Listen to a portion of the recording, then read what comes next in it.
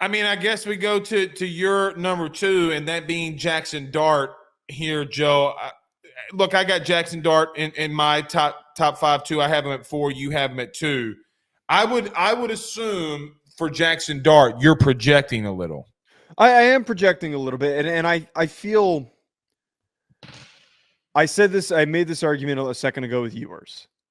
I think that it is such a important aspect for quarterback success, as we have seen over the past couple of years. The biggest risers are guys that have played the most games. Bo Nix, Michael Penix, Jaden Daniels are experience matters. 3 of the best quarterbacks in the country this past year. Jaxson Dart is in his 3rd year at Ole Miss, playing in the offense. There's a familiarity between him and Lane Kiffin. I saw so many instances and plays where he stepped up to the plate and he looked phenomenal. I don't disagree with you that his decision-making has not been completely consistent. But I think as this whole roster is starting to build around him and how good I think the offensive line is going to be better. Their defense will be better. Their defense doesn't really play into his success, but I think he takes not in terms of where I'm going to rank a guy. I'm not going to rank a guy because of defensive success. Well, no, you're projecting because if they make more stops, he gets more possessions, he gets more yardage. Sure. Right? I mean, I really, though, feel that if there is a surprise guy who takes this huge step forward in terms of the NFL draft, in terms of Heisman Trophy finalist, if there is the one guy where how did he end up finishing this good? I have seen a tangible progression year to year, and I think that it is going to just continue to get better for him. You know, we had a conversation about Jaxson Dart. I had him in my top 5 last year. Do you remember that? Don't remember that. I'm pretty sure I had him up that high too. Maybe you did, but I just remember we both had him in our top 5. I'm going to keep him at 4. Let me tell you why. Joe, I don't think I don't know here. How do I want to say this? I don't disagree that he has the potential to say and do exactly what you said he can and could do. But I've seen him in prime time action when it is nut cutting time outside of LSU last year. He does not rise to the occasion. Joe, multiple times against Georgia, multiple times against Alabama, when they needed him to take over, he couldn't. And that has been a trend with him.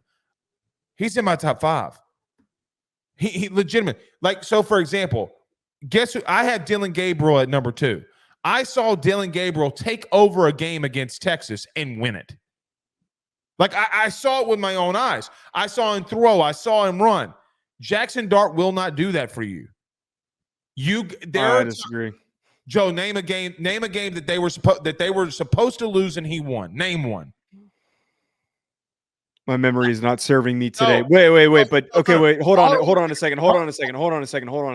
Alabama game, the Georgia game, the games where he played like shit.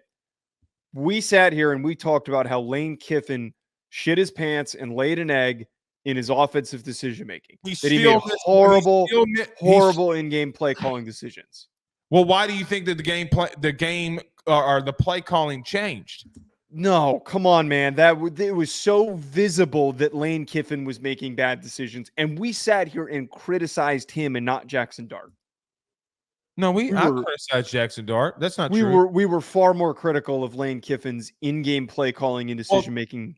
That is also true, but I do think that two things can be true at once. Name a game that he was supposed to lose, and that he came back, put the team on his back, and he won it.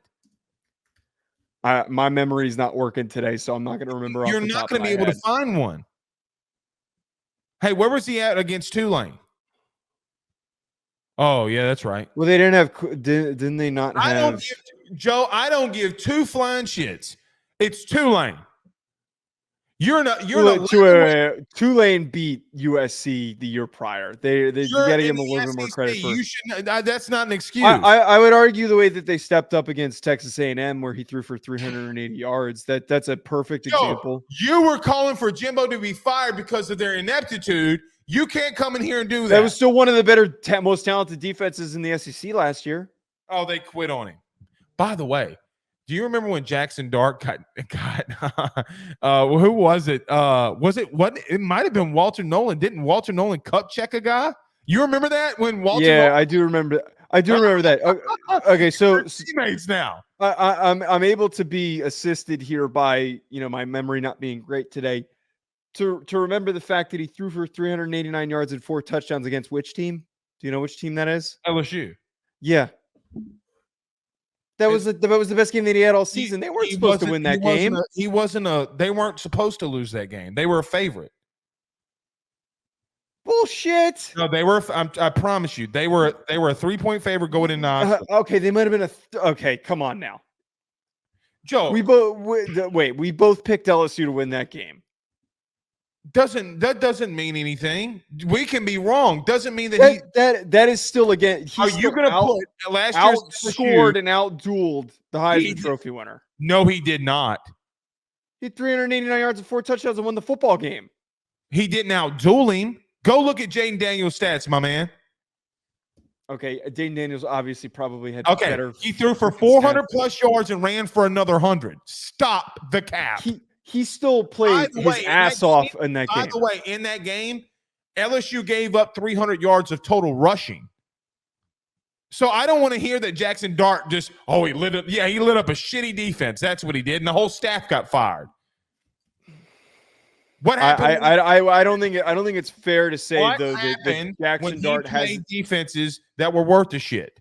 Texas A&M had one of the best defenses in the country last year, and he played his best game against them. Okay, so one game. The other two that were worth the shit, he pissed down his leg a little. BetOnline remains your top spot for all of your live betting action and contests. NFL, college football, UFC, NHL are all in full swing.